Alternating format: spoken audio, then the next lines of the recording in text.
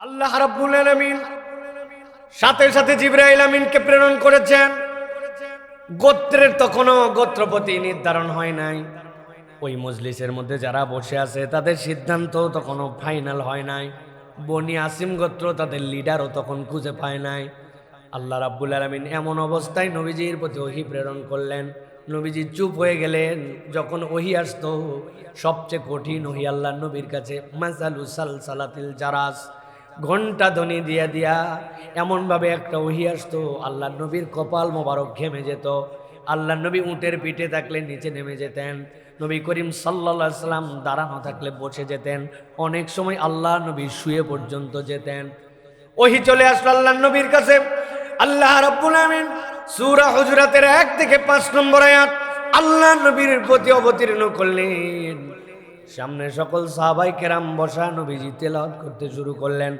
আল্লাহ বলেন, ইয়া আইয়ুহাল্লাযীনা আমানু লা তুকদ্দিমু বাইনা ইয়াদাইল্লাহি ওয়া রাসূলিহি ওয়াত্তাকুল্লাহা ইন্নাল্লাহা সামিউন আলীম। ও দুনিয়ার ইমানদারেরা, আমি আল্লাহ তোমাদের জন্য জানাই দিলাম, নবীর সামনে যখন তোমরা থাকবা এমন কোনো কার্যকলাপ করো না যেটা আল্লাহ এবং তার রাসূলের সামনে তোমরা অগ্রগামী হয়ে গেছো। নবীজি এখনো তোমাকে বলেন নাই, তার মতামত দেন নাই, কিন্তু তুমি আল্লাহ এবং তার রাসূলের সামনে অগ্রগামী হয়ে গেছো। এরকম কোনো কাজ তুমি করো না। ওয়াত্তাকুল্লাহ, আল্লাহকে ভয় করো। ইন্নাল্লাহা সামিউন আলিম, তুমি যা বলো সবগুলো আল্লাহ সর্বজ্ঞাত সর্বশ্রোতা। আল্লাহ রাব্বুল আমিন এরপরে বলতে শুরু করলেন, ইয়া আইয়ুহাল্লাযীনা আমানু লা তারফাউ আসওয়াতাকুম ফাওকা সাওতিন নবী। আমার নবী যেই মজলিসে বসা থাকেন ওই মজলিসে তোমার শব্দ, তোমার কথাটা এমন যেন না হয় আমার হাবিবের কথা আর উপরে তোমার কথা যেন চড়ে না যায়। আল্লাহু আকবার। সাবধান করতেছেন আল্লাহ আবু বকর রাদিয়াল্লাহু তাআলা আনহুকে, হযরত ওমরে ফারুক রাদিয়াল্লাহু তাআলা আনহুকে, কিন্তু আল্লাহ ভাষা ব্যবহার করতেছেন, ইয়া আইয়ুহাল্লাযীনা আমানু, হে ঈমানদারেরা। কিয়ামত পর্যন্ত যত ঈমানদার, এখন জিজ্ঞাসা থাকবে, নবী সাল্লাল্লাহু আলাইহি সাল্লাম আপনার আমার সামনে নাই, আল্লাহ নবীর ইন্তেকাল হয়ে গেছে। আল্লাহ নবী দুনিয়ার যে হায়াত, এখান থেকে আল্লাহ রাব্বুল আমিন বরজকি হায়াতে হায়াতুন নবী করেই তাকে রেখে দিয়েছেন। কিন্তু আল্লাহ কেন বললেন, ইয়া আইয়ুহাল্লাযীনা আমানু লা তারফাউ আসওয়াতাকুম ফাওকা সাওতিন নবী। আমার নবীর সামনে তোমার যেন কোনো শব্দমালা, তোমার যেন মুখের বাক্য, তোমার যেন কোনো কথা আমার নবীর কথার উপরে না উঠে যায়। ওয়ালা তাজহারু লাহু বিল কওল, আর তোমার শব্দ যেইটা বলো ওইটাও যেন এরকম না হয়, সেইটা যেন সীমা পার গেছে, স্বরটা তোমার যেন উচ্চকিত হয়ে গেছে এরকম যেন না হয়। আল্লাহ রাব্বুল আমিন বলছেন, কাদের মতো, কাজাহারি বাদিকুম লিবাদিন, নিজেরা নিজেরা যখন কথা বলো, জোরে জোরে কথা বলো, একজন আরেকজনের সাথে তোমরা কথা বলো। আল্লাহ নবীর সামনে কথা বলার ক্ষেত্রে নিজেদের মধ্যে কথা বলার মতো যেন কথা না হয়, নবীর থেকে কথা উঠে যাওয়া তো অনেক দূরের কথা। আল্লাহ বলছেন, আনতা হাবাতা আমালুকুম ওয়া আনতুম লা তাশউরুন, তোমার কথার উপরে, নবীর কথার উপরে তোমার বাক্য যদি উঠে যায়, তোমরা যেরকম নিজেদের সাথে কথা বলো, আল্লাহ নবীর সামনে যদি এরকম বেয়াদবিমূলক কথা হয়ে যায়, আমি আল্লাহ জানাই দিলাম তোমার আমলনামা শেষ হয়ে যাবে, অথচ তুমি টেরও পাবে না। আল্লাহু আকবার। কাদের ব্যাপারে কথা হচ্ছে আবার খেয়াল করেন। সাইয়েদনা আবু বকর, হযরত ওমরে ফারুক রাদিয়াল্লাহু তাআলা আনহু নবীজির কাছে আয়েশা রাদিয়াল্লাহু তাআলা আনহা আসছেন। আল্লাহ নবী বলছেন, জানো নাকি ওমরের আমলনামা কেমন জানো নাকি? ওই যে আসমান জমিনের যে তারাগুলা দেখতে পাওয়া, আমার ওমরের আমলনামা তার থেকে বেশি। প্রশংসা মেয়েরা বাপেরটা শুনতে চায়, আরেকজনের প্রশংসা শুনতে চায় না, মন ছোট হয়ে গেছে। আমার আব্বার কথা আপনি বলবেন মনে করছিলাম, কিন্তু আপনি এমন লোকের কথা বলছেন, আমার বাপ নয় কিন্তু আবার নবীজির শ্বশুর তিনি হন। আল্লাহ নবী ভাব বুঝতেন, কেননা হুমায়রা ছিলেন আয়েশা রাদিয়াল্লাহু আনহা, যখন তার মন খারাপ হতো, রাগ হতো, তার গাল মোবারক, কপল মোবারক এমনভাবে লাল হয়ে যেত, আল্লাহ নবী এই জন্য তাকে লালি বলে ডাকতেন। হুমায়রা মানে লালি। আল্লাহ রাব্বুল আলামিনের নবী এর পরে জানাচ্ছেন, আয়েশা মন খারাপ করো না, ওমরেরটা তো গুনা যায় চাঁদ দিয়া, তারা দিয়া, আকাশের এই নক্ষত্রপুঞ্জ দিয়া, কিন্তু আমার আবু বকরের আমল গুনতে পারে এরকম কোন দুনিয়ার কোন দৃষ্টান্ত নাই। সুবহানাল্লাহ। আল্লাহ বলছেন আনতাহবাতা আমালুকুম ওয়া আনতুম লা তাশউরুন, তোমার এত আমল আমার নবীর সামনে উচ্চকিত কথা বললে, নিজেদের মধ্যে যেরকম স্বর চড়া করে কথা বলো, এই ভাষায় কথা বললে আল্লাহ এমন হুমকি দিয়ে রাখলেন, ইমানদারেরা সাবধান হয়ে যাও, তোমার আমল নামা শেষ হয়ে যাবে, জিরো হয়ে যাবে, অথচ তুমি বুঝতেও পারবে না। আল্লাহ রাব্বুল আলামিন বলছেন, এই জন্য দুনিয়ার মানুষকে নির্দেশনা দিয়ে, ইন্নাল্লাযীনা ইয়াগুদ্দুনা আসওয়াতাহুম ইনদা রাসূলিল্লাহ, যারা তাদের কথাকে আল্লাহর রাসূলের সামনে নিচু করে দিবে, আল্লাহর নবীর সামনে নিজের কথাকে নামায় ফেলবে, আল্লাহ বলছেন উলাইকাল্লাযীনা ইমতাহানাল্লাহু কুলুবাহুম লিত্তাকওয়া, আল্লাহ বলছেন এইটার মধ্যে ইমানদারদের জন্য, মুত্তাকিদের জন্য শিষ্টাচারের বিধান দিয়ে দেওয়া আছে।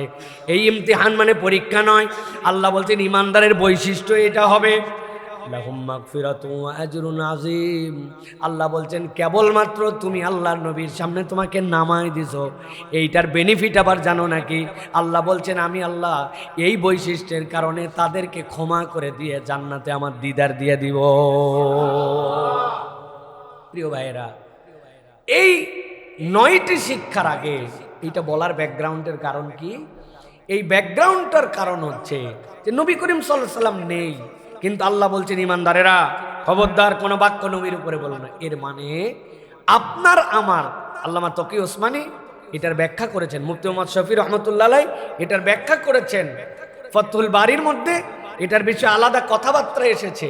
তারা বলছেন যে দুনিয়াতে আল্লাহ নবী সাল্লাল্লাহু আলাইহি সাল্লাম যা রেখে গেছেন, তার দেওয়া যে তরিকা, তার দেওয়া যে বিধান, তার দেওয়া যে হুদুদ, আল্লাহ নবী সীমানা দেখায় গেছেন, কেউ যদি এই সীমানা অতিক্রম করে তাহলে নবীর সামনে সে কথা বলছে না, কিন্তু তার নবীর সুন্নাতের উপরে কথা বলার কারণে, তার নবী সাল্লাল্লাহু আলাইহি সাল্লামের কোনো কথা না মেনে নিয়ে এর এগেনস্টে আপনার কোনো আর্গুমেন্ট দেওয়ার কারণে আপনার আমলনামাকে আল্লাহ মুহূর্তের মধ্যে নিঃশেষ বানাই দিবেন। আপনার আমলনামা বলে কিচ্ছু থাকবে না। রাসূলুল্লাহ সাল্লাল্লাহু আলাইহি ওয়াসাল্লাম বলে গেছেন এইটা করো, এইটা করো না, এইটা আমল করো, এইটা ছেড়ো না। আপনি যদি ইহকার করে, এটাকে যদি আপনি তুচ্ছ তাচ্ছিল্য করে আল্লাহ নবীর কোন বিধান, আরে নবী বলছে, নবীর সময় ভিন্ন রকম ছিল, এখনকার সময় ভিন্ন, এইটুক যদি বলে কেউ, সাথে সাথে তার আমলনামা ধ্বংস হয়ে যাবে। কিয়ামতের দিনে যাই কিচ্ছু পাবে না, নামাজ রোজা হজ যাকাত কিচ্ছু খুঁজে পাবে না, সব শেষ হয়ে যাবে। আর উল্টাটা যদি কেউ করে, পালন করতে পারি, অনেক সময় পারি না, কিন্তু আমি আল্লাহ নবীর শ্রেষ্ঠত্ব মেনে নিছি, তার বিধানই শ্রেষ্ঠ, তার সুন্নাতই শ্রেষ্ঠ, তার কথাই শেষ কথা, আমার নবীর কথার উপর আমার কোনো কথাই থাকতে পারে না। কেউ যদি এই সামি'না ওয়া আতা'না মেনে নেয়, আল্লাহ রাব্বুল আলামিন এইটুকুর কারণে আল্লাহ তাকে ক্ষমা করে দিতে পারেন, আল্লাহ তাকে জান্নাতে ঢুকাই দিতে পারেন, জাস্ট এইটুকু। এই জন্য এই 9 নির্দেশনা যেটা হুজুরাতে, আল্লাহ তার আগে এটা আগে জানায় রাখছেন যে আমি যেটা বললাম, নবী যেটা তোমাকে জানাই ফেললো, এটাই হচ্ছে লাস্ট কথা, এর উপর আর কোনো কথা বুদ্ধিতে ধরতেও পারে, নাও পারে, আমার আকলে কাজ করতেও পারে, নাও পারে, আমার যুক্তিতে আসতেও পারে, নাও পারে, আমার যুক্তির কোনো মূল্য নাই, আমার নবী বলছেন ফাইনাল, বাস শেষ কথা। এই জন্যই আমরা মুসলিম, এই জন্যই আমরা মুমিন, এই জন্য আমরা উম্মতে মুহাম্মাদি। কারণ আল্লাহ উম্মতে মুহাম্মাদির খাসিয়াত বর্ণনা করছেন 3টা, তার মধ্যে একটা হচ্ছে সৎ কাজের আদেশে তাদের আগ্রহ থাকবে, অন্যায় থেকে ফিরাবে, মানুষকে নেক কাজে উৎসাহ দিবে, অন্যায় কাজের থেকে নিরুৎসাহিত করবে, আর সামি'না ওয়া আতা'না, শুনবে মানবে, শুনবে যুক্তি দিবে না, শুনবে প্রশ্ন করবে, তাই তো না? এগুলো সব বনি ইসরাইলের স্বভাব। আল্লাহ বলছেন এই উম্মত শ্রেষ্ঠ এই জন্য শুনছে আর মেনে নিছে। এই জন্য প্রিয় ভাইয়েরা, এই সূরা হুজরাতের এই নির্দেশনাটা আমাদের জন্য অত্যন্ত তাৎপর্যপূর্ণ এই ভূমিকাটা বুঝে নেওয়া। এবার চলেন আমরা একে একে খুব সংক্ষিপ্ত সময়ে জাস্ট আমরা নির্দেশনাগুলো একটু বোঝার চেষ্টা করি। 1 নম্বরে আল্লাহ রাব্বুল আমিন বলছেন কিয়ামত পর্যন্ত মানুষের জন্য শিক্ষা হচ্ছে, আল্লাহর পক্ষ থেকে দায়িত্ব হচ্ছে, যখন কেউ তোমাদের কাছে কোনো সংবাদ নিয়ে আসবে, কোনো বার্তা নিয়ে আসবে, এমন গুরুত্বপূর্ণ মেসেজ নিয়ে আসবে যেটার প্রভাব কেবল তোমার সাথে নয়, পরিবারের সাথে, সমাজের সাথে, রাষ্ট্রের সাথে, বিশ্বের সাথে সম্পর্ক আছে, আল্লাহ নির্দেশ দিলেন তোমরা এই সংবাদটুকু একদম হইচই করে কেবল গ্রহণ করে নিবে, এরকম যেন না হয়। আল্লাহ বললেন এটাকে পরীক্ষা করো, তোমরা ইনভেস্টিগেট করো, ইনভেস্টিগেট করে পরীক্ষা করে তবেই সংবাদটা নিবে। কেননা সংবাদের বাহক যে সংবাদ নিয়ে আসতেছে ওই সংবাদেও ত্রুটি থাকতে পারে, বাহকও অনেক সময় 2 নম্বর হতে পারে। সুতরাং যে কোনো সংবাদ শুনলাম আর প্রচার করে দিলাম, এটা ইমানদারের ক্যারেক্টারিস্টিক হবে না। ইমানদারের ক্যারেক্টারিস্টিক হবে সে পরীক্ষা নিরীক্ষা করে তারপরে এই তথ্যটি গ্রহণ করবে এবং প্রচার করবে।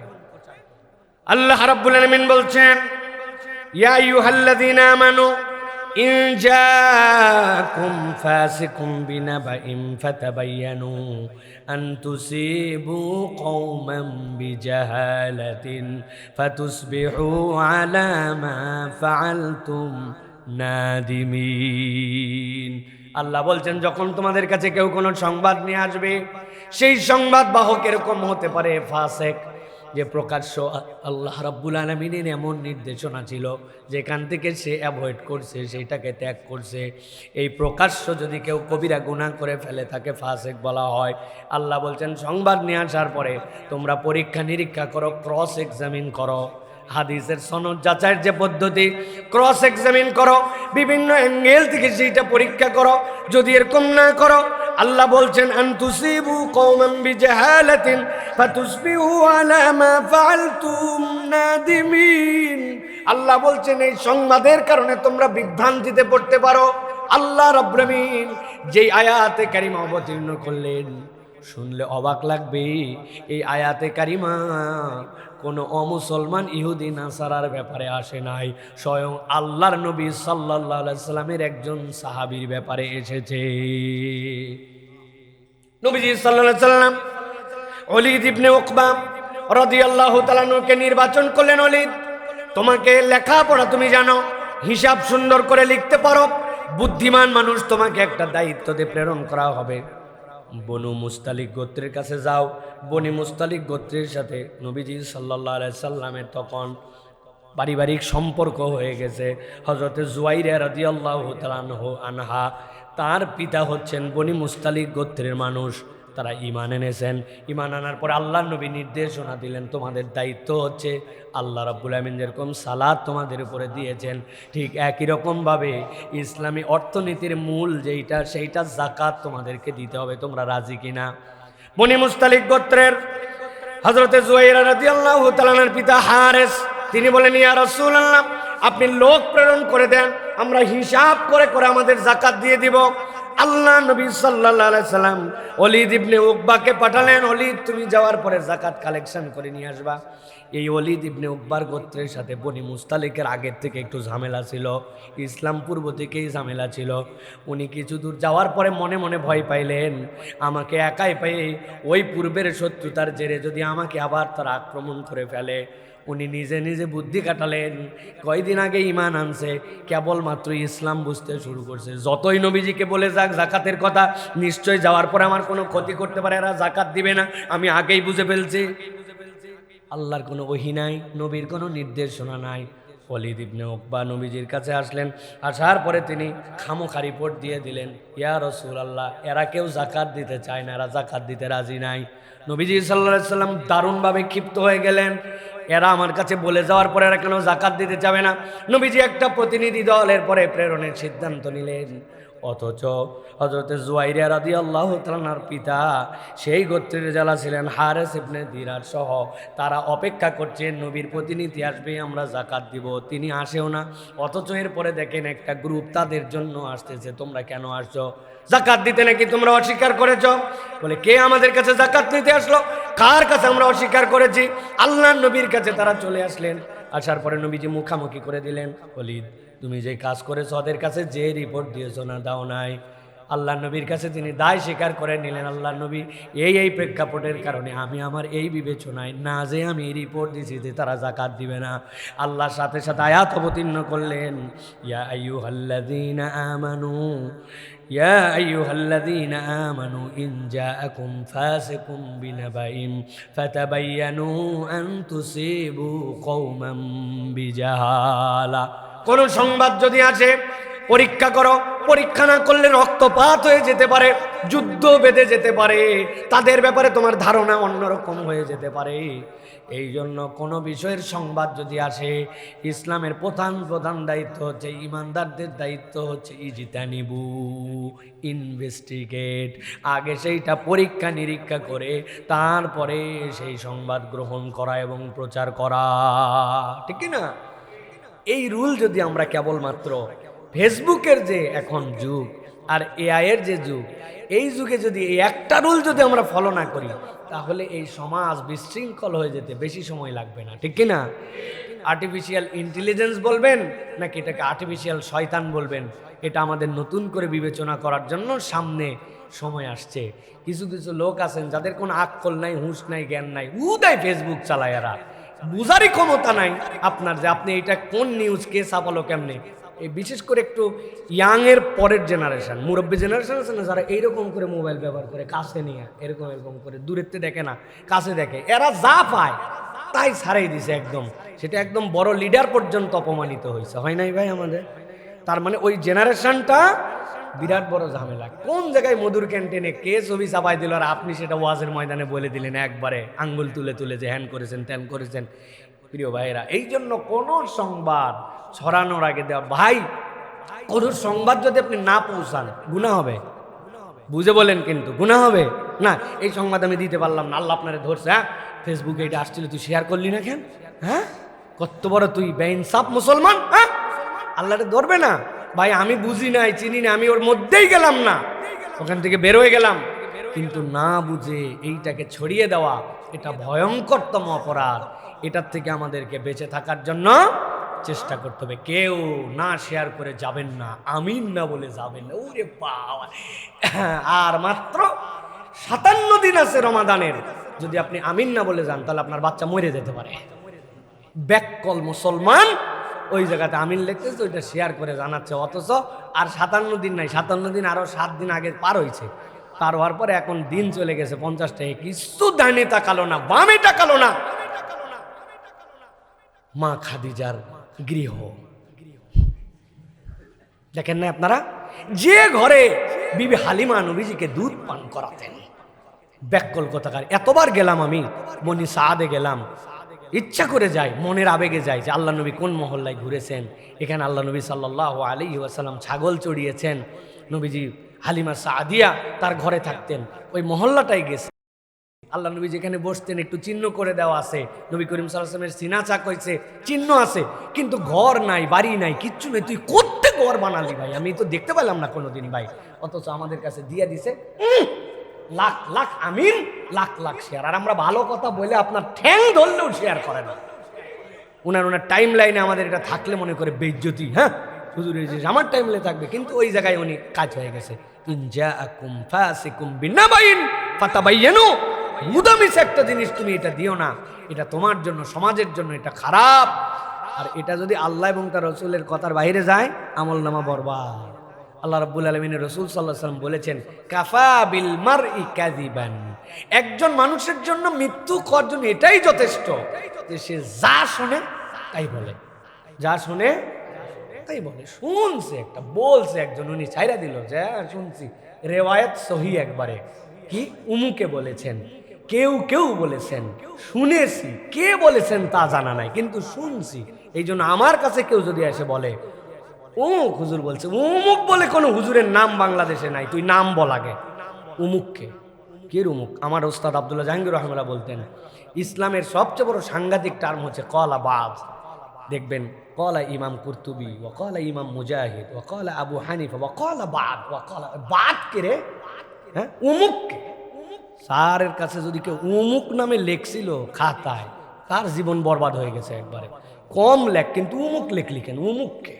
অমুক নামে কোনো জিনিস ইসলামে নাই। যদি অমুক নামে জিনিস থাকতো তাহলে হাদিসের সিলসিলাতে সনদ, রিজাল, হ্যাঁ, এইটার যে মাদ যা, এইগুলোর এত বড় টার্ম, এইগুলা কোত্থেকে আসতো? এই জন্য আমাদেরকে যে কোনো কিছু বলার আগে ইনভেস্টিগেট করতে হবে। রাজি আছেন ইনশাআল্লাহ?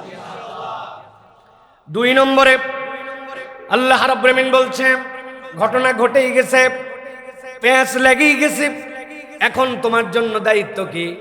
আল্লাহ রাব্বুল আমিন বলছেন 2 নম্বরে, ফাসলিহু, মেক সেটেলমেন্ট। আল্লাহ বলছেন এখন তোমার দায়িত্ব হচ্ছে সুলহ করে দেওয়া, সেটেলমেন্ট করে দেওয়া, সমঝোতা করে দেওয়া, দুইজনের মধ্যে সম্পর্ক উন্নয়নের জন্য পদক্ষেপ নিয়ে ফেলা। আল্লাহ কোরআনুল কারীমের মধ্যে বলছেন, ইন তাইফাতানি মিনাল মুমিনিনা ইকতাতালু ফাসলিহু বাইনাহুমা ফাইন বাগাত ইহদাহুমা আলাল উখরা ফাকাতিলুল্লাতী তাবগী হাত্তা তাফিয়া ইলা আমরিল্লাহ। আল্লাহ রাব্বুল আলামিন বলছেন, দুইজনের মধ্যে যদি গন্ডগোল লেগে যায়, তোমার দায়িত্ব হবে, দিলের তামান্না হবে মুমিন হিসাবে, কখনো সেটা যেন বড় না হয়। সুলহ করে দাও, সন্ধি করে দাও, দুইজনের জন্য মিটমাট করে দাও। তবে আল্লাহ এবং তার রসুলকে যদি বিধানে মিটমাট করার ক্ষেত্রে তারা না মানে, এইটা চূড়ান্তভাবে চলে যায়, আল্লাহ বলছেন তখন তার বিরুদ্ধে তুমি অস্ত্র ধরো, যতক্ষণ আল্লাহ এবং তার রসুলের নির্দেশনায় আসে। আপনি শরীয়তভাবে বুঝিয়েছেন, ভালোর জন্য সমাধান করতে চেয়েছেন, কিন্তু তারা আল্লাহ এবং তার রসুলের বিদ্রোহ করে ফেলছে, ওই জায়গায় আর কোনো সুলহ চলবে না। তখন আপনাকে আল্লাহর পক্ষ থেকে দায়িত্ব নিয়ে, তখন আপনাকে তার বিপক্ষে আল্লাহ বলছেন তোমরা লেগে যাও, যতক্ষণ আল্লাহর দিকে সে ফেরত আসে। আল্লাহ বলছেন ফা ইমফাত, এরপরেও যদি পাওয়ার দেখানোর পরে, প্রেসার দেখানোর পরে সে ফেরত আসছে, আল্লাহ বলছেন আবার মেনে নাও, ফাসলিহু বাইনাহুমা বিল আদল, তখন তোমরা ন্যায় নীতিগতভাবে তাদের মধ্যে তোমরা আবার সুলহ করে দাও। আল্লাহ মূলত এর দ্বারা বিশ্বব্যাপী, সমাজব্যাপী, দেশব্যাপী, পরিবারব্যাপী, ব্যক্তি টু ব্যক্তিব্যাপী আল্লাহ রাব্বুল আমিন এমন একটা বিধান দিয়েছেন, ইমানদার যদি এই উসুল ফলো করে, সমাজের গন্ডগোল ফাসাদ 90% চলে যাবে। দায়িত্ব হবে যে আমাদের আল্লাহ এবং তার রসুলকে মানে না, ওইটাকে পার করে যায় নাই, তাহলে গন্ডগোল, টুটা ফাটা, ইমানদারের তবিয়ত হবে মিউচুয়াল করে দেওয়া, তাদের মধ্যে সেটেলমেন্ট করে দেওয়া।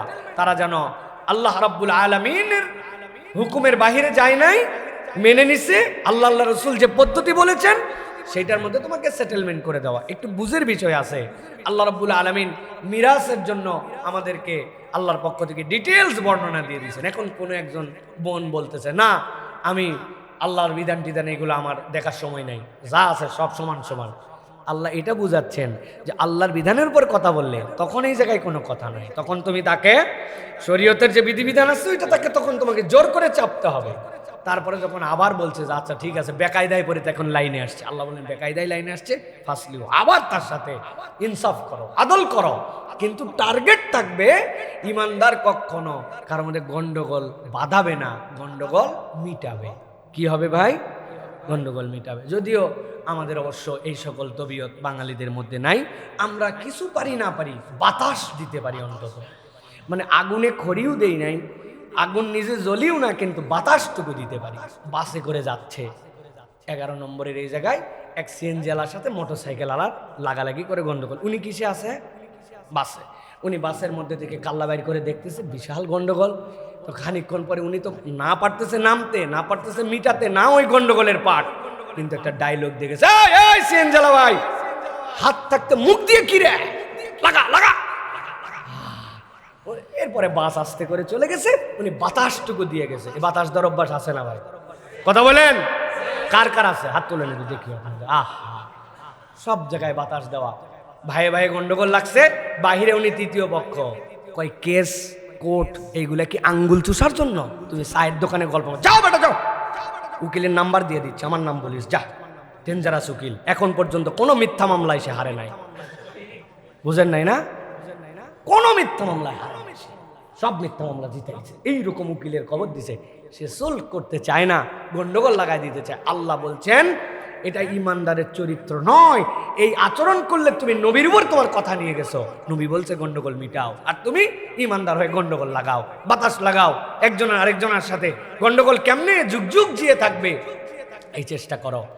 আব্দুল মালিক সাহেব দামাত বরাকাতুল আলিয়া, উনি যে কঠিন কথা বলছেন, ঠান্ডা মানুষ, এইরকম কথা যে উনি বলবেন যে যতদিন পর্যন্ত ব্রিটিশ সিস্টেমের বিচার, ওর টার্গেটই হচ্ছে যুগ যুগ কেস ঝুলায় রাখা। দেওয়ানি কেস মানে ও কোনোদিন শেষ হবে না, এইভাবে ঝুলায় রাখা।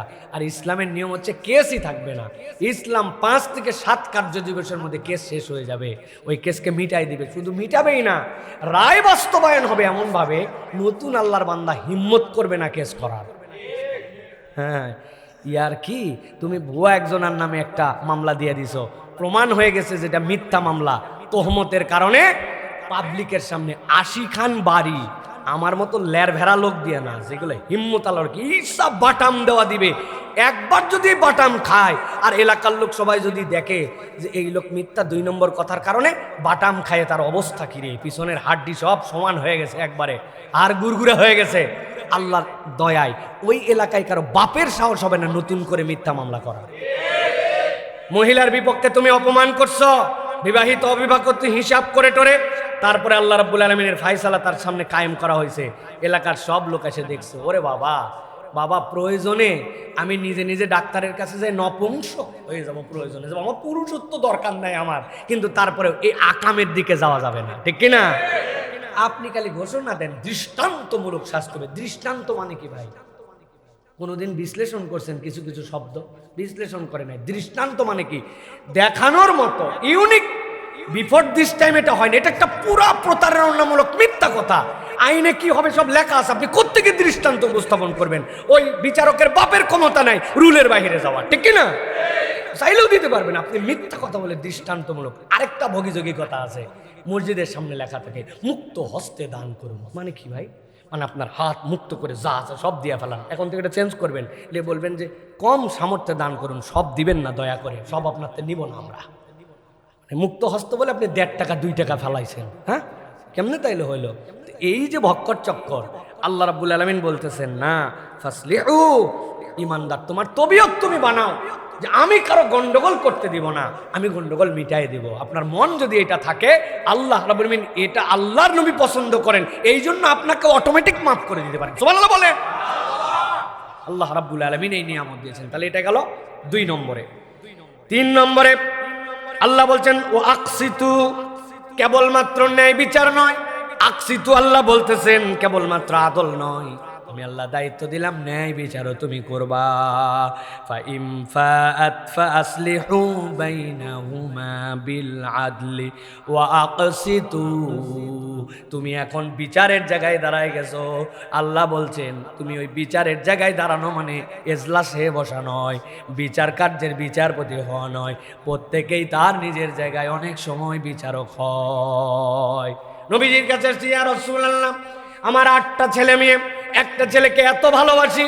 কি জন্য ভালোবাসো? খুব ভালো লাগে আমার। কি করছো? ইয়া রাসূলুল্লাহ, তার জন্য আমি একটা বাড়িতে কাজের লোক দিয়ে দিয়েছি, গোলাম দিয়ে দিয়েছি, সার্বক্ষণিক তার সাথে থাকে। নবীজি বললেন বাকি ছেলেদের জন্য দিছো? বলেন না, দেই নাই। আল্লাহ নবী দায়িত্ব দিলেন বাকি ছেলেদের জন্য একজন করে দাও, আর যদি দিতে না পারো যাকে দিছো তার থেকে সরায় নাও। তুমি পিতা হিসাবে বিচারকের জায়গায় ওয়াকসিতু, আল্লাহ বলছেন ন্যায় বিচার তোমাকে করতে হবে। যার যেখানে ন্যায় বিচারের জায়গা আসবে, আপনাকে বিচারের দিক থেকে ওই জায়গাতে ন্যায়কে প্রতিষ্ঠিত করতে হবে। এটা আল্লাহ রাব্বুল আলামিন বলছেন এটা তোমার দায়িত্ব যে তুমি ন্যায় বিচার করবা। সেটা হিন্দু না মুসলমান এটা দেখার নাই। এক ইহুদি আসছিল, মুসলমানের সাথে ঝামেলা, নবীজির কাছে বিচার নিয়ে আসছে। আল্লাহ নবী সাল্লাল্লাহু আলাইহি ওয়াসাল্লাম সকল কিছু দেখে ইহুদির পক্ষে রায় দিয়ে দিছে। মুসলমানের মন খারাপ, চিন্তা করছে নবীজির মন তো এরকম, ওমর হচ্ছে স্ট্রং থেকে স্ট্রং, চলো এই বিচার হবে না, ওমরের কাছে বিচার। বেচারি বেকায়দায় পড়ছে, মুসলমান সংখ্যাধিক্য, না যায় উপায় নাই। ওমর রাদিয়াল্লাহু তাআলার কাছে বিচার নিয়ে গেছে, ওমর রাদিয়াল্লাহু তাআলা বলছেন যে বিচার কি হয় নাই? বলছে হ্যাঁ নবীজি বিচার করছে কিন্তু এর পক্ষে দিছে। ওমর বলছে দাঁড়াও, আমি ভিতর থেকে বিচারের জিনিসপত্র নিয়ে আসতেছি। এক কোপে কল্লার থেকে ধর আলাদা করে দিছে। আল্লাহর নবী সাল্লাল্লাহু আলাইহি ওয়াসাল্লামের কথার উপরে, তার বিচারের উপরে তুমি বিচার নিয়ে আসছো। আল্লাহ রাব্বুল আলামিন এই জন্যই বলেছেন আনতাহবাতা আমালুকুম, তোমার আমলনামা শেষ হয়ে যাবে, তোমার কল্লা থেকে ধর নামাবে না, কিন্তু নবীর বিচার শেষ বিচার, এর উপরে কোনো কথা থাকতে পারে, এটাই মেনে নিতে হবে। এটাই হচ্ছে শর্ত। আল্লাহ বলছেন ওয়াকসিতু, তুমি ন্যায় বিচার করো, তুমি মুমিন, তুমি কেমনে অন্যায় বিচার করো? তোমার সামনে যে কোনো ছোট্টখাট্ট ফায়সালা আসছে, এই ফায়সালায় তো তুমি অন্যায় বিচার করতে পারো না। এই জন্য ন্যায় বিচার মানুষের মধ্যে যখন উঠে যাবে, সমাজ তখন শেষ হয়ে যাবে। আল্লাহ এই জন্য দায়িত্ব দিয়েছেন আকসিতু, ন্যায় বিচার করো, ন্যায় বিচার করো। ন্যায় বিচার না থাকলে আর মিথ্যা থাকলে সে সমাজ শেষ হয়ে যাবে। সেইটা হযরতে ঈসা আলাইহিস সালাম লোক একজন সাথে নিয়ে রওনা হয়েছেন, যে ঈসা আলাইহিস সালাম বলছেন চলো আমার সাথে একজন সফর সঙ্গী দরকার। সফর সঙ্গীকে নিয়ে গেছেন। যাওয়ার সময় ঈসা আলাইহিস সালামের কাছে রুটি ছিল কতগুলো, নিয়ে সাথে নিয়ে গেছেন। অনেক দূর যাওয়ার পরে এক জায়গায় দাঁড়িয়েছেন, ওযু করার জন্য, ওয়াশরুম করার জন্য গেছেন, আর তার জিম্মাদারি দিয়ে গেছেন জিনিসপত্র পাহারার। আসছেন, আসার পরে বলছেন ক্ষুধা লাগছে, যেহেতু ব্রেক নিছি তো খাওয়া দাওয়াটা করেই যাই আমরা। আসার পরে খুলছেন, খোলার পরে যে কোনো রুটি নাই। কি রে, তোমার কাছে দায়িত্ব দিয়ে গেলাম, রুটি নাই। ওই লোক আল্লাহর কসম 3 বার কাটছে, ওয়াল্লাহি তাল্লাহি, আল্লাহর কসম রুটি খাওয়া তো দূরের কথা, রুটি যে ছিল তাই তো দেখি নাই। ঈসা আলাইহিস সালাম বলছে ইটস ওকে ফাইন, চলো লেটস গো। গেছেন, এরপরে যাওয়ার পরে সামনে একটা নদীর মতো বাঁধছে, ওই জায়গায় আবার ব্রেক দিয়েছেন। ব্রেক দিয়ে এরকম করে টান দিয়ে হাতে যতটুকু ধরে, একটা ঢিপি, আরেকটা ঢিপি, আরেকটা, 3টা বড় বড় ঢিপি বানায়। বলছে আল্লাহর হুকুমে সোনা হয়ে যাও। সাথে সাথে 3 ঢিপি সোনা হয়ে গেছে। সাথে সাথে বলছেন যে তুমি আমার সাথে কষ্ট করে সফর করতেছো, আমার ব্যাগ বোঝ কাটানতেছো, 1 ঢিপি তোমার, একটা আমার, আর এইটা যেটা, এটা যে বেটা রুটি খাইছে আমার, এটা তার। বলছে আল্লাহর কসম আমার জীবনে একটাই ভুল হয়ে গেছে, ওই সময় একটা বড় মিথ্যা কথা শয়তানের ধোকায় বলে ফেলছি, আমি রুটি 3টাই খাইছি। হযরত ঈসা আলাইহিস সালাম বলছেন এটা তোমাকে দিয়ে দিলাম, আর আমার পক্ষটাও তোমাকে দিয়ে দিলাম, কোনো মৃত্যুকের সাথে আমি চলি না, 3টাই তোমার, যাও তুমি আমার সাথে বিচ্ছেদ হয়ে যাও। ঈসা আলাইহিস সালাম দিয়া উনি পের হয়ে চলে গেছেন। এই রাস্তা দিয়ে এক ডাকাত দল ডাকাতি করে যাওয়ার সময় দেখছে যে সারা জীবন যা কামাই করছি, জিন্দেগিতে এত সোনা দেখি নাই। এর কাছে 3 জন, এগুলো কার? কয় আমার। কয় তোমার মানে? তুমি একাই এত সোনা দানা, কি অবস্থা? সাথে সাথে ডাকাতরা বলছে যে জীবনে আর কামাই করা লাগবে না, এইটারে মারা লাগবে, এইটারে মাইরে সব নিয়ে যাবে। কিন্তু তাদের মেজাজের মধ্যে কি পরিবর্তন হলো, আমরা ডাকাত কোন জায়গায় করছি, এত বড় গ্রুপ নিয়ে কে কারে চিনে ফেলে, এই লোকরে কেউ চেনে না। বলছে ভাই এমন ক্ষুধা লাগছে, তুই বাজারে যাবি, একটু খাবার নিয়ে আসবি। খাওয়া দাওয়ার পরে আর প্ল্যান করছে, ওই খাবার আনার পরে আরে মাইরা সাফ করে আমরা নিয়ে চলে যাব। বেকায়দায় পরে এই লোক গেছে, আর ও চিন্তা করছে যে বেটা কত বড় ব্যাককল, অপরিচিত লোকের হাতে কেউ খাবার আনায়, তোদের খাওয়াচ্ছি। ও খাবারের মধ্যে বিষ মিশাই নিয়ে আসছে, মিশাই নিয়ে আসে এদেরকে দিচ্ছে, আর এরাও নিয়ত করছে খাবার আনলে আগে মাইরে তারপরে খাবো। ওরে আসা মাত্র কল্লার থেকে ধর উড়াই দিছে। দেওয়ার পরে এরা চিন্তা করছে যে মরছে তো মরছে, জিনিস নিয়ে যাব, খাবার যেহেতু আনছে খাইয়ে যায়। খাওয়ার পরে পুরো টিম সহ মরে গেছে। ঈসা আলাইহিস সালাম ওই রাস্তা দিয়ে ফেরত আসছেন, আবার আসার সময় দেখছেন সম্পদের জায়গায় পড়ে আছে, মানুষ মরে সব পড়ে আছে। আল্লাহ তাকে খবর জানাই দিছেন ঘটনাটা কি। এরপরে তিনি বলছেন এটাই হচ্ছে দুনিয়া, তার সম্পদ, তার লোভ সব দুনিয়ায় থেকে যায়, লোভহীন ন্যায় বিচার আল্লাহর কাছে চলে যায়, ওইটুকুই আল্লাহর কাছে যায়, আর কিচ্ছু যায় না।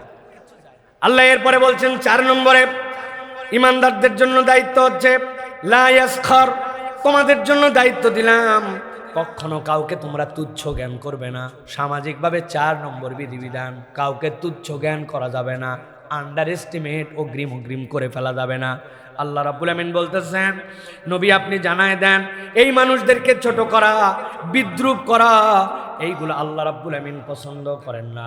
আপনি হয়তো ভাবতেছেন পারহ্যাপস যে সে হচ্ছে আমার থেকে খারাপ, কিন্তু আল্লাহ বলতেছেন perhaps they can better from to you, তারা তোমার থেকে ভালো হতে পারে, তোমার ধারণার মধ্যেই সেইটা নাই।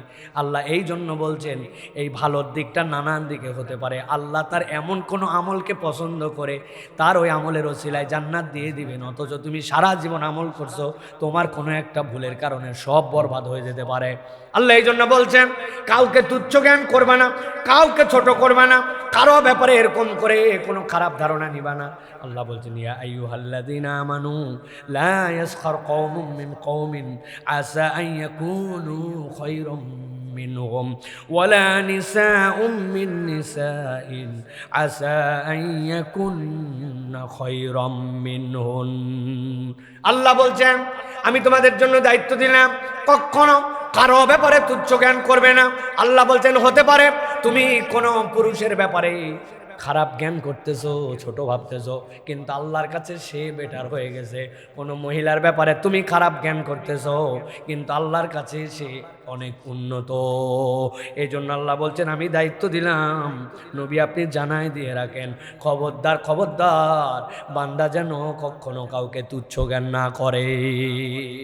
তুচ্ছ জ্ঞান করা, ছোট ভাবা, এটা হচ্ছে আমাদের সমাজের এখন রোগ। এই তুচ্ছ জ্ঞানের ব্যাপারে এই আয়াতের তাফসিরের ভিতরে, তাফসিরে কাবীরের ভিতরে এবং অন্যান্য মুফাসসিররা আরেকটু আপগ্রেডেড চিন্তা করে তারা বলেছেন তুচ্ছ জ্ঞানের অনেক লেভেল আছে। এর একটা হচ্ছে মানুষ যখন অহংকারী হয়ে যায় তখন মানুষ অনেককে তুচ্ছ জ্ঞান করে, কিন্তু অহংকারীও যে হয় এটার আবার দুইটা প্যাটার্ন আছে, সে জানে না। আমাদের ইসলামিক স্কলাররা বলছেন অহংকারটা কাকে বলে, এটার প্রাথমিকটা কি? প্রাথমিকটা হচ্ছে আল কিবরু বাতরুল হক। প্রথমটা হচ্ছে সত্য তুমি জানো কিন্তু জানার পরেও উপেক্ষা করো তুমি, এটা হচ্ছে সবচেয়ে বড় অহংকার। ওয়াগামাতুন নাস। আর 2 নম্বর হচ্ছে আমি বেটার, মানুষ আমার থেকে নিচে, আমার পোশাকি সেরা, তারটা চলে না, আমার রুচি উন্নত, এ তো অরুচিকর মানুষ, এই যে আমার লেভেল টপ আর সে নিচু, এটা দ্বিতীয়। প্রথমটা কি? বাতরুল হক। হক জানেন, সত্য জানেন, দিন জানেন, ইসলাম জানেন। ভাই ভাই ইসলামিক অর্থনীতির ব্যাপারে আপনি যখন আলোচনা করবেন, পাশে বসে থাকে যারা বিভিন্ন দলের বিভিন্ন আইডিওলজির, ওরা চিন্তা করে হুজুর এগুলো বলবেই, এগুলোর ইমপ্লিমেন্টেশনও নাই, এগুলো এখনকার যুগে চলেও না, এটা বলেই যায়। বাতরুল হক, আপনার মধ্যে হককে অ্যাভয়েড করার মানসিকতা আছে, এটা হচ্ছে অহংকার। আল্লাহ বলছেন এটা এত সাংঘাতিক অহংকার যে আল্লাহ বলছেন এরা জান্নাত তো দূরের কথা, যেই জান্নাতের সুঘ্রাণ কোটি কোটি মাইল থেকে দূর থেকে পাওয়া যাবে, এটা সুঘ্রাণ পর্যন্ত পাবে না, আল্লাহ এত দূরে রাখবেন না। নাউজুবিল্লাহ, বাড়ির যাই বলেন নাউজুবিল্লাহ। প্রিয় ভাইয়েরা, এই জন্য হক জানার পরে, সত্য জানার পরে, আল্লাহ রাসূলের বিধান জানার পরে আপনি যদি এইটাকে অ্যাভয়েড করেন, এটা হচ্ছে একটা অহংকার। আল্লাহ বলছেন এটাকেও তুচ্ছ জ্ঞান। লা ইয়াসখার, কেবল মানুষকেই তুচ্ছ না, আপনি আল্লাহর বিধানকে পর্যন্ত তুচ্ছ জ্ঞান করে ফেলে। অনেকে আমাদের বলেছে না হজের টাকা নষ্ট, খানায় খাবার পাশে ঘুরে কি হয়, হ্যাঁ এটা হচ্ছে একটা বিনোদন, হ্যাঁ সালাতের ব্যাপারে বলে ওরে ভাই এটা হচ্ছে উন্নত যোগ ব্যায়াম, হ্যাঁ এটা একটা মাত্র কুচকাওয়াজ আর ব্যায়াম ছাড়া কিছু না। কত ধরনের কথা এই সমাজের মধ্যে আছে যেগুলো চলে। আল্লাহ বলছেন লা ইয়াসখার, খবরদার কখনো তুচ্ছ জ্ঞান করো না, কাউকে তুচ্ছ ভেবো না। এটা আমাদের সমাজকে শেষ করে দেয়। আপনি যদি কাউকে তুচ্ছ না ভাবেন আর মনের মধ্যে এটা নেন যে হতে পারে উনি কোনো একদিক দিকে, আল্লাহ বলছেন আসাইয়া কুনু খায়রাম মিনহুম ওয়ালা নিসাউম মিন নিসাইন আসাইয়া কুননা খায়রাম মিনহুন্না। এই মহিলা, তুই এর ব্যাপারে কি ভাবছিস? আমার বাড়ির চাকরানি, আমার বাড়ির কাজের লোক, ম্যানার বোঝে না, এটিকেট জানে না, অসভ্য, অশিক্ষিত। আপনি তুচ্ছ, কিন্তু আল্লাহ তার কি যে পছন্দ করে ফেলছেন আপনি নিজেও জানেন না, কিছুই কাজ করে নাই। আল্লাহ রাব্বুল আলামিন এই জন্য বলছেন এই লেভেলটা যদি, এই তুচ্ছ জ্ঞানের বাইরে যদি চলে আসি, সমাজটা বিউটিফুল হয়ে যাবে। মানুষ মানুষের প্রতি ভালোবাসা, সহমর্মিতা, কাউকে কেউ তখন আন্ডার এস্টিমেট করবে না। কে দীক্ষা বলা সহজ, করাটা অনেক কঠিন, ঠিক না ভাই? অনেক কঠিন। আপনি একজন রিক্সা প্যাডেলার, সিএনজি চালক, ইজি বাইকের ড্রাইভার, উবার পাঠাওয়ের মোটরসাইকেল, আপনি আন্ডার এস্টিমেট করে তাকে চলতেছেন, আপনি আপনার লেভেলটাকে আলাদা ভাবতেছেন। সালাম মুখ থেকে আগে আসে না, আপনি করে কথা বলে না, তুমি দিয়ে কথা বলে, নানান জিনিস আছে ভাই। দেখবেন এগুলোর মধ্যে একটা ভাবসাব আছে, হ্যাঁ আচ্ছা, আপনি এই যে কমন ডাক বানাইছেন মামা, কে শিখাইছে আপনাকে? এটা একটা তাচ্ছিল্যের ডাক এখন বাংলাদেশে। মামা বলা মানে কি? তাচ্ছিল্যের ডাক। আপনি তাকে ভাই বলবেন, ইন্নামাল মুমিনুনা ইখওয়া।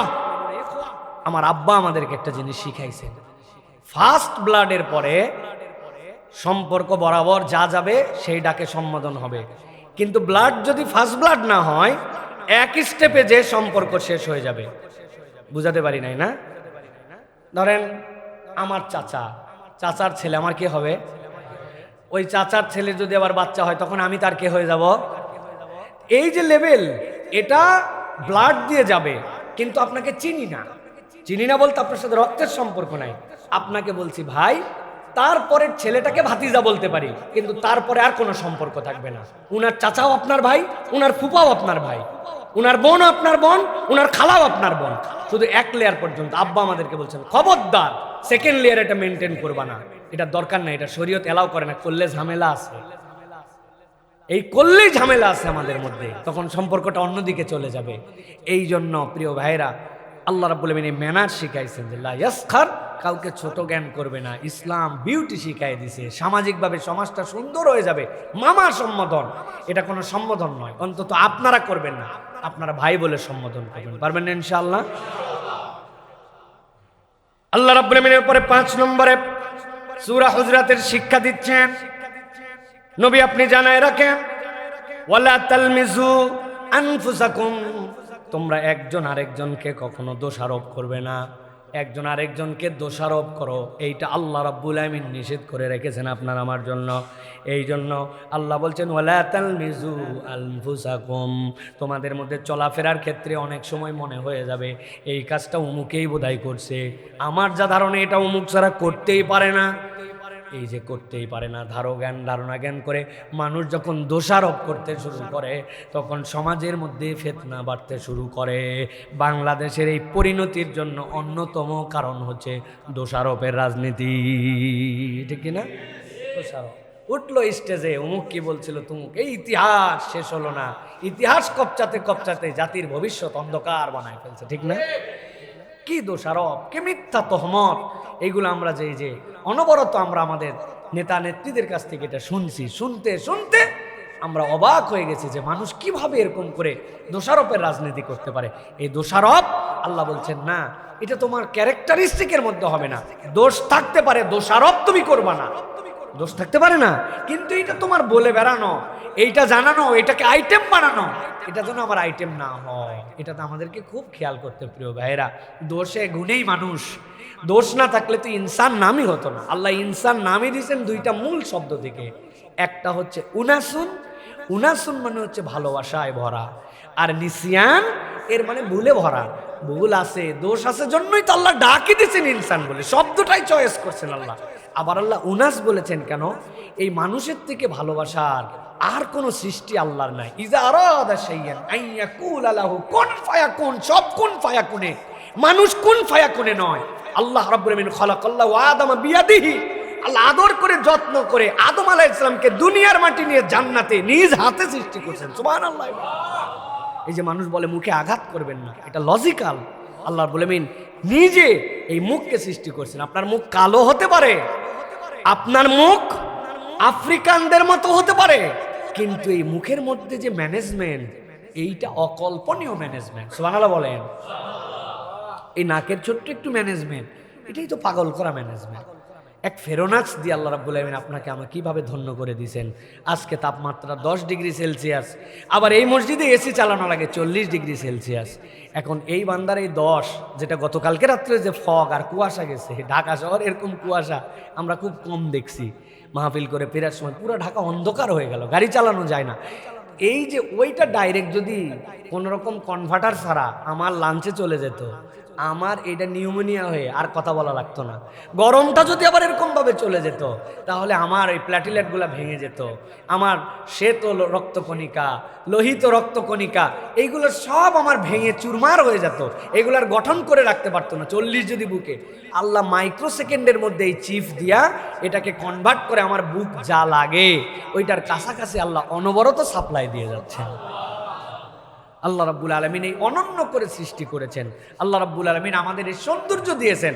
আল্লাহ এই জন্য বলতেছেন যে বান্দা তুমি যেরকমই হও দোষারোপ করো না, তোমার এটা ক্যারেক্টারিস্টিক হতে পারে না। মানুষ হিসেবে মানুষের প্রতি দোষ থাকবে, গুণ থাকবে, কিন্তু দোষারোপ করা এটা আমাদের চরিত্র হবে না। আমাদের স্ত্রী এবং স্বামীর মধ্যে যত গন্ডগোল এর অধিকাংশ হয় দোষারোপ দিয়া, ঠিক না ভাই? বাচ্চা কাচ্চা ভালো করলে তখন বলে আমার বাচ্চা, আর বাচ্চা যদি একটু খারাপ করে তোমার বাচ্চাটা করছেটা কি দেখছো, হ্যাঁ, তখনই তোমার বাচ্চা হয়ে যায়। আর যখন ভালো করে তখন আমার বাচ্চা থাকে। এই যে এটা দোষারোপের সিলি নিচ থেকে শুরু হয়, এইটা আস্তে আস্তে করে বাড়তে থাকে। তুমি যা করো আমি যা করি তুমি করো, স্যাক্রিফাইস এবং এই যে দোষ এগুলাকে মুক্ত করে ভালোবাসার সম্পর্ক আল্লাহ রাব্বুল আলামিন বাড়াতে বলেছেন। তাহলে এটা গেল 5 নম্বর। এবার 6 নম্বর আল্লাহ বলছেন ওয়ালা তানাবাজু। আল্লাহ রাব্বুল আলামিন বলছেন পরস্পর তোমরা বাজে নামে ডেকো না। আল্লাহ কোরআনে বলছেন ওয়ালা তানাবাজু বিল আলকাব বিসাল ইসমুল ফুসুক বাদাল ঈমান। আল্লাহ রাব্বুল আলামিন বলছেন তোমরা খবরদার একজনকে আরেকজন বাজে নামে ডেকো না। জাহেলি যুগের অনেক কিছু তোমাদের মধ্যে পরিবর্তন হয়ে গেছে, কিন্তু জাহেলি যুগের কিছু আচরণ তোমাদের মধ্যে এখনো রয়ে গেছে। ঈমান আসার পরেও এই কাজ যদি করো এইটা জাহেলি যুগের কাজ। একজন আরেকজনকে খোঁটা দিয়ে ডাকে, একজন আরেকজনকে বিকৃত নাম দিয়ে ডাকে। আল্লাহ বলছেন এই বিকৃত নাম দিয়ে ডাকা জায়েজ নাই, বিকৃত নাম দিয়ে ডাকা জায়েজ নাই। আমরা খবরদার, এটা সমাজের মধ্যে একটা খারাপ দৃষ্টান্ত হয়ে যায়। সামনে ডাকতে পারে না কিন্তু পিছনে বলে, লকব লাগাই দিয়া তার ব্যাপারে একটা বাজে কথা বলে। আল্লাহ বলছেন না, এটা করো না। তবে এই জায়গায় আবার কিছু কথা আছে, আমাদের যারা মুস্তাহিদিন আছেন তারা সেইগুলোর ব্যাপারে বিস্তারিত আলোচনা করেছেন। তার মধ্যে একটি বিষয় হচ্ছে যে আমরা অনেক সময় ফতুল কাদিরের ভিতরে আয়াতের ব্যাপারে হাদিস আসছে, হাদিসের ব্যাপারে বলা হয়েছে সমাজে যদি পরিচিত হয়ে যায় এরকম কিছু বিষয়, সেই ক্ষেত্রে এইটাকে আবার এই লকব দিয়ে ডাকা হিসেবে ধরা হবে না। ধরেন একটা দোকানের নাম হচ্ছে ওই বেচারি কালো মানুষ, কালুর গরুর দোকান, কালুর গোশতের দোকান। এখন লোকজন বললে বলে কার দোকান রে, ওনার একটা সুন্দর নাম আছে কিন্তু কালুর গরুর দোকান পরিচিত হয়ে গেছে, এটা উনি মাইন্ডও করে না, এটা পরিচিত। তাহলে এই ক্ষেত্রে এরকম যদি কোনো নাম হয় তাহলে এইটা আপনি বলতে পারেন, সেই ক্ষেত্রে শরীয়ত আপনাকে বাধা দিবে না। কিন্তু খোঁটা দেওয়ার নিয়তে আপনি যেটা বলতেছেন ওইটা খোঁটা দেওয়ার নিয়তে আপনি তাকে এই ডাকটা দেন, এ বাইটটা, এদিকে এদিকে এদিকে, আপনি তার বাইটটা বলে ডাক দিচ্ছেন খোঁটা দেওয়ার জন্য, এটা ইচ্ছা করে আপনি করেছেন। অনেক সময় নামকে বিকৃত করেও আমরা ডাকি।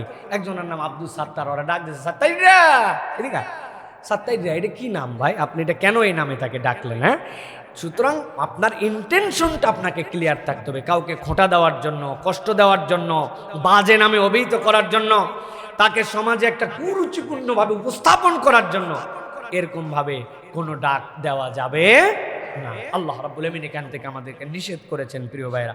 এরপরে 7 নম্বরে আল্লাহ বলতেছেন কুধারণা থেকে তোমরা বেঁচে থাকো। ইজতানিবু কাসীরাম মিনাজ-যন, অধিকাংশ তোমাদের যে ধারণা করো কুধারণা, এখান থেকে বেঁচে থাকো। ইয়া আইয়ুহাল্লাযীনা আমানু ইজতানিবু কাসীরাম মিনাজ-যন ইন্না বা'দাজ-যন্নি ইসম।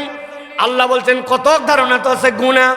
সমাজের মধ্যে কুধারণার কারণে, বাজে চিন্তার কারণে পরিবার নষ্ট হয়ে যায়, পরিবার থেকে সমাজের মধ্যে রিফ্লেক্ট পড়ে এই বাজে ধারণা, কুধারণা, মানুষের ব্যাপারে বিভিন্ন ধরনের ধারণা পোষণ করা।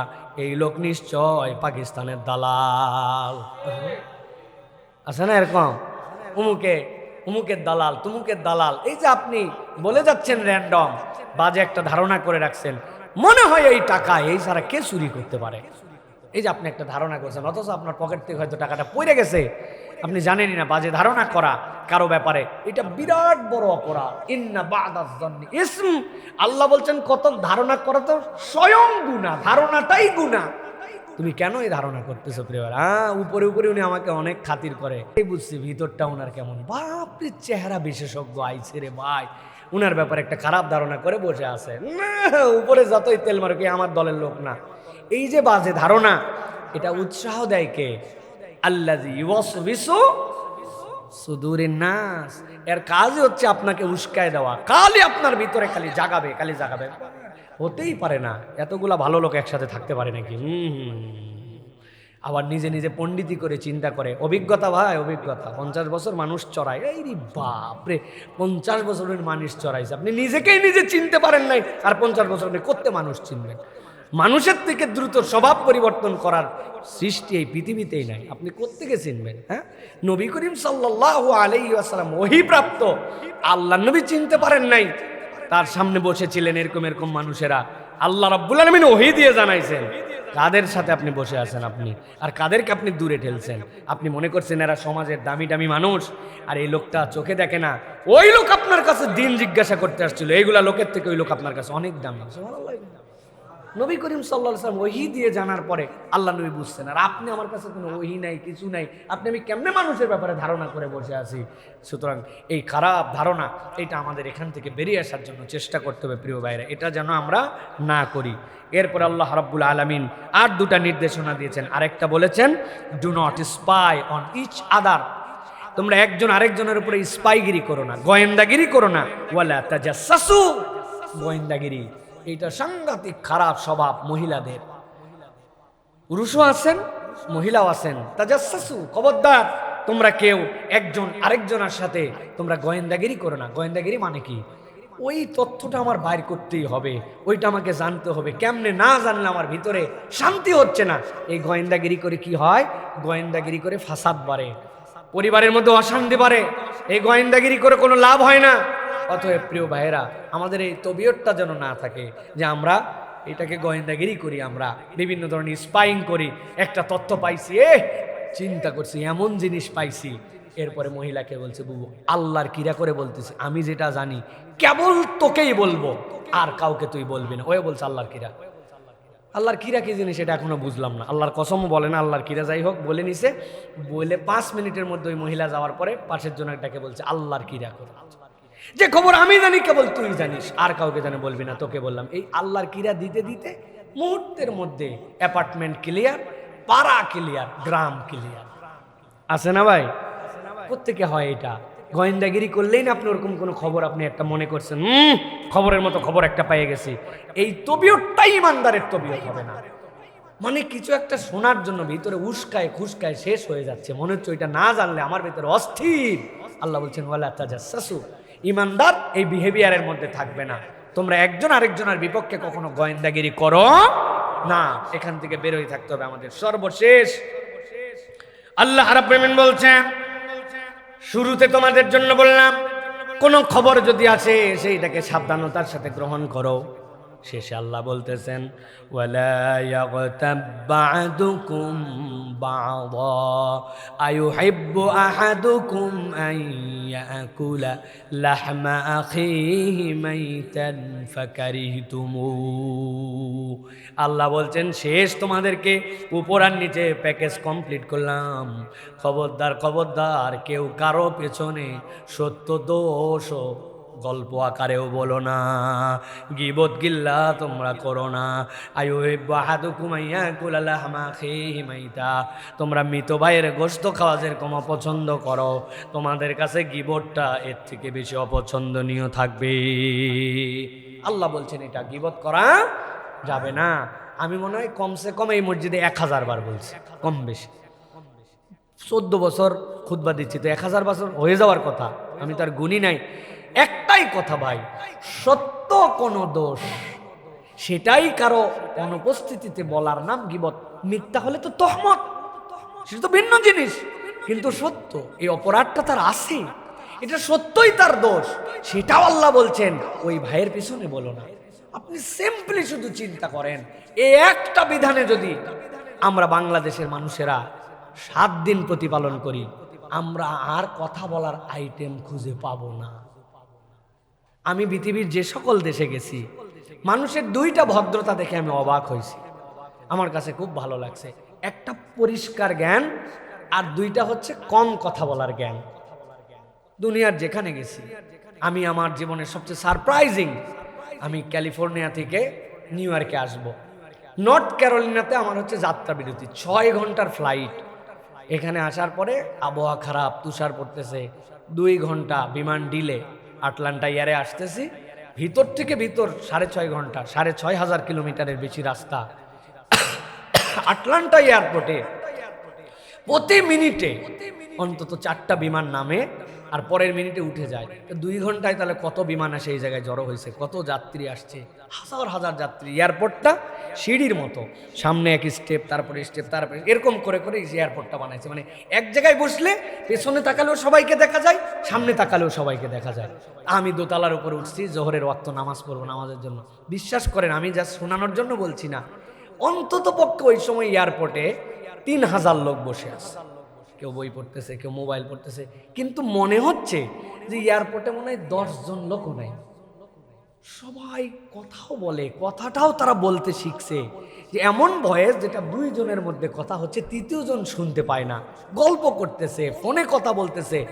হোয়াট এ ম্যানার, কি চমৎকার পরিবেশ। আমি চিন্তা করলাম, সুবহানাল্লাহ, বাংলাদেশে যদি এরকম 500 জন লোক খালি এইরকম করে বসতো, আর বিমান যদি দেরি হতো, বিমানের পাইলট আর বিমানবালার গোষ্ঠী উদ্ধার করেই তো আমাদের ক্যাসার লেগে যেত পুরো বিমানবন্দর, ঠিক কিনা? বাইরে ভাই, কত বড় বড় লাইনের পিছে দাঁড়িয়েছি, কত কত জায়গায় কথা বলে না মানুষ, এটা তাদের ম্যানার। আর 2 নম্বর পরিষ্কার জ্ঞান, সুবহানাল্লাহ, পরিষ্কার জ্ঞান সব জায়গায় আমাদের মধ্যে। এই জ্ঞানটা আমাদের মধ্যে থেকে একদম উঠে যাচ্ছে, আমরা বুঝি না। খালেদা জিয়ার জানাজায় দাঁড়াইছি, হ্যাঁ, দাঁড়ানোর পরে মানুষের তো কাশি কফ এগুলো আসে, আর আমাদের বাঙালিদের বেশি আসে, যেহেতু যেখানে সেখানে ফেলা আমাদের অভ্যাস, এই জন্য যখন সখন আসে। আর যারা যেখানে সেখানে ফেলে না, তাদের যখন তখন আসে না। আপনি বাথরুম আসে খবর পাওয়ার পরে বাথরুমের বেগ যত জোরে লাগবে, আর যদি খবর পান এলাকায় বাথরুম না, আপনার বাথরুম লাগবে না। এটা হচ্ছে হ্যাবিট মানুষের। কত লোক দেখতেছি জানাজার সামনে, ভাই কেমনে সহ্য করি, কেমনে বলি বলেন? কিভাবে আমরা ভদ্র হব জানি না। আরেকজন তো দেখি জানাজায় দম পাচ্ছে না উনি, ওই জন্য উনি মারে মারে পেছন দিকে সবাইকে উনি একদম সুন্দর করে উনি আগরবাতি ধরাইছে। ওই দিন শুধু পরিবেশ ছিল না জন্য আরে কিল ঘুষি লাগাই নাই, তাছাড়া একদম কিল ঘুষি লাগাই দিতাম একবারে। কেমন ভদ্রতা কেন বলেন ভাই আমাদের? এই জন্য আল্লাহ রাব্বুল আলামিন বলছে, ওয়ালা ইয়াক্তাব বা'দুকুম বা'দা, তুমি যদি গীবত করা বাদ দাও, তোমার মুখ অটোমেটিক বন্ধ হবে। আপনি তো আইটেম নাই, আপনার কাছে আইটেম নাই, আপনি কি গীবতটা, আপনি গল্পটা কি আজারা করবেন? তখন আপনার পড়ায় মন আসবে, তখন আপনার অন্য কন্টেন্ট দেখতে মন চাবে। আর আপনার যখন আইটেম আছে, ভাই জানিস না তো ভাই, আজকের যে বিমানবালা যেগুলো ছিল, এটা মানুষের জাতের মধ্যে পড়ে না। আপনি আইটেম পাইছেন তো, আর এরা তো আইটেম পায় নাই। এই জন্য প্রিয় ভাইয়েরা, আমাদের সব আমল বরবাদ, সারাদিনের কামাই রুজি শেষ এই গীবত দিয়া। ছেলে মেয়ে ছোট বড় 2 জন একত্রিত হলে 3 নম্বরের আলোচনা। এখান থেকে আমাদের বেরোতে হবে প্রিয় ভাইয়েরা, এটা আমাদের জন্য ভয়ঙ্করতম অপরাধ। হুজুর, ছাত্র, নন আলেম, আলেম, আমরা সবাই কম বেশি এগুলোর সাথে বিভিন্ন অজুহাত দিয়ে জড়িত হয়ে যায়। এগুলোর থেকে আমাদেরকে বেঁচে থাকার জন্য চেষ্টা করতে হবে। চলেন আরেকবার সামারি করি।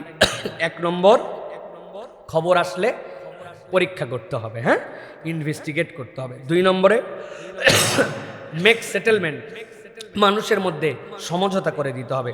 3 নম্বরে অ্যাক্ট জাস্টলি, আপনাকে একদম দায়িত্বের সাথে আপনাকে ন্যায় বিচার করতে হবে। এরপরে 4 নম্বরে আপনার জন্য দায়িত্ব হচ্ছে লা ইয়াসখার, কাউর ব্যাপারে খারাপ তুচ্ছতাচ্ছিল্য এটা করা যাবে না।